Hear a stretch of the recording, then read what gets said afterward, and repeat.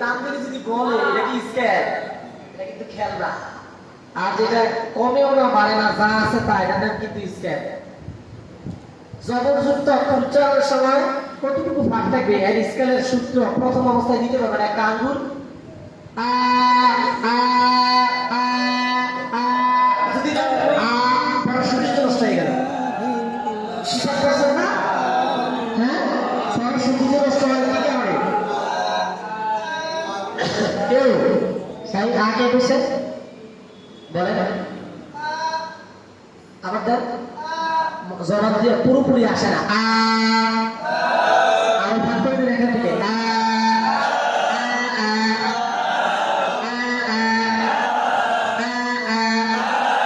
আরো জোরে হাত করবেন না প্লিজ, হাত করে ধরে রাখবেন। আপনি বলেন রেজাল্ট, সামনের ভাই আপনি বলেন, রেজাল্ট থাকলে ভালো আছে। আপনি বলেন হ্যাঁ জি।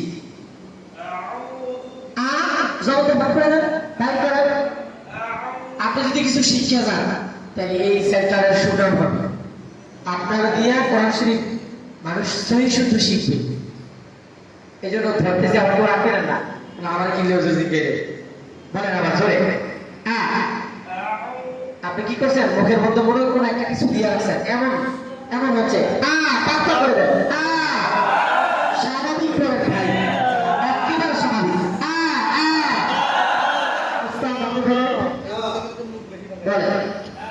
মাশাআল্লাহ, আপনি একেবারে পাত্তা হচ্ছে ভাই, আপনি দেন আপনি জি। এই ঠোঁটে চারটা দিবেন না, আপনি দেন দেন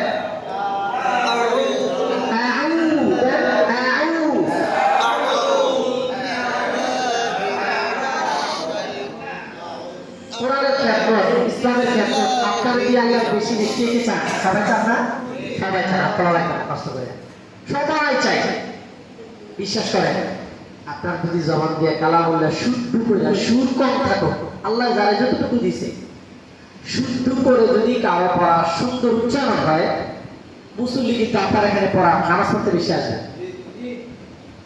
যখন আপনার ভক্ত বেশি থাকবে নামাজে, আপনি যখন কোনো কথা ইসলামের দাওয়াত দিবেন, সবাই এক বাক্যে বলবে ইয়েস। আর যখন আপনার পড়া সুন্দর হবে না, যার তিলাওয়াত যত সুন্দর, তারা দিয়ে আল্লাহ ইসলামের খেদমতটা একটু বেশি নেবে। দশজন আপনার কথা শুনবে, হুজুরের পড়া সুন্দর বেড়া, ঠিক না?